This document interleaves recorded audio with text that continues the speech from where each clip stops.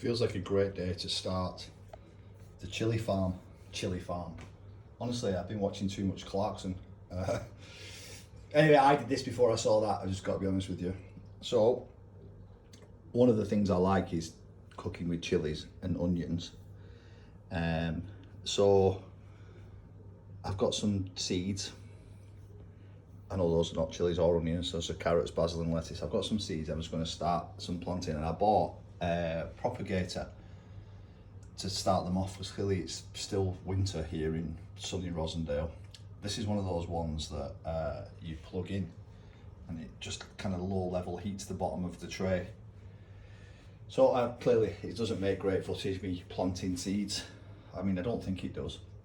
But I'm going to put them in, get the heater on, label them up, then I can feel like I've got some things growing.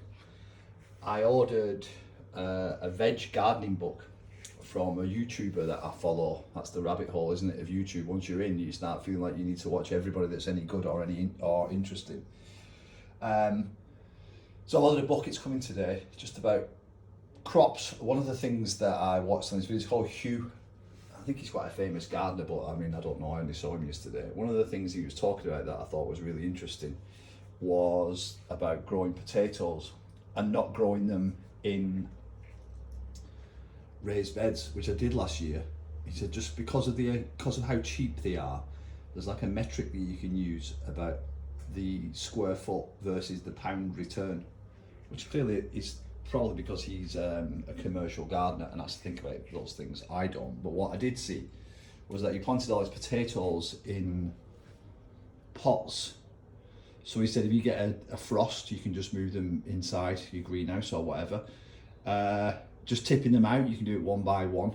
And actually the thing that I thought was most interesting was that the potatoes stay, fresh in their own pot. So it's like having a larder for them.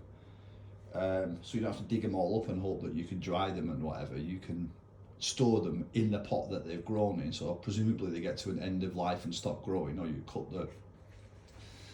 the greens off. Can you tell I don't know? And then keep them, and then you've got a longer growth period. So I'm going to do that. So I've got some early potatoes. I'm going to plant them, and I'm going to get these seeds going. That's my project for this morning.